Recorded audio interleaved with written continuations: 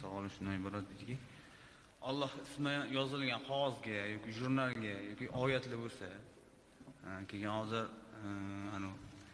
nogiron bolalarning rasmini qo'yib, Alloh ismini yozib tarqatishyapti, misol.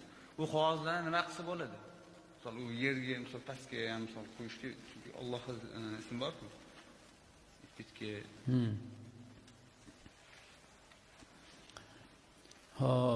Bashir ibn Haris degan bir vali zot o'tganlar. O'zlari avval juda ham fosiq, fojir, o'ta kayfu safoga berilgan inson bo'lganlar. Shu insonki vali zot bo'lib, nomlari tarixning eng zarhal harflarida yoziladigan insonga aylanganlar. Shundan so'rabdilar: "Ey Bashir, nima uchun sizning nomingiz payg'ambarlarning nomlari darajasida ulug' bo'lib ketdi?" Desalar aytgan ekanlar. Bir kuni ko'chada ketayotgan paytimda bir qog'ozga ko'zim tushdi. Qarasam qog'ozda Bismillahirrohmanirrohim deb yozilgan ekan. Ey Allohning ismi oyoq osti bo'ladimi deb qog'ozni oldim, artdim, tozaladim. Yonimda 2 dirham pulim bor edi.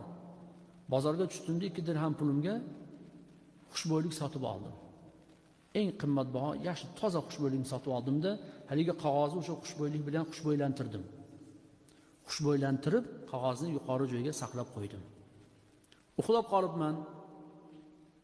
Tushimda bir nido bo'ldi: "Ey Bashir, sen bizni ismimizni qanday xushbo'ylantirgan bo'lsang, biz seni ismingni qiyomatgacha xuddi shunday xushbo'ylantiramiz" dedi. O'shandan keyin bo'lar ish bo'ldi, nomim shunaqa bo'ldi deydilar. Ko'ryapsizmi? O'zi yaxshi odam bo'lmagan, lekin ko'ngliga Alloh taolo haligini bergan. O'sha tufayli hidoyat topib ketgan. Keyin vali zotga aylanib ketganlar. Shuning uchun qayerda ko'rsangiz Allohning ismi yozilgan bo'lsa, o'sha narsani imkon darajasida oling. Oling, yuqoriroq joyga qo'ying, bo'lmasa yondirib yuboring. Jamlang, olib kelingda shu qog'ozdan yondirib yuboring. Uylarda ham shunaqa jurnallar bo'ladi, oyoq osti bo'lib ketib qoladi.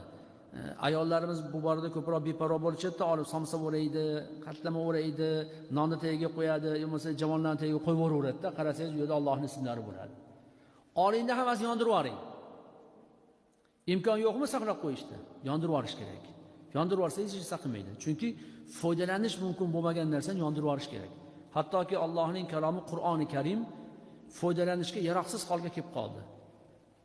Ota-bobolarimiz avval Qur'onni yashirib, qoplarga solib, devorlarni orasiga tiqqan, podvallarga ko'mgan, chedaklarga yashirgan. Endi otsangiz irib ketibdi. Varaqni bundoq qilsa uqalanib ketyapti, quruq, tamom bo'lmagan, ishlatib bo'lmaydi. Nima qilish kerak uni? Yondirib yuborish kerak.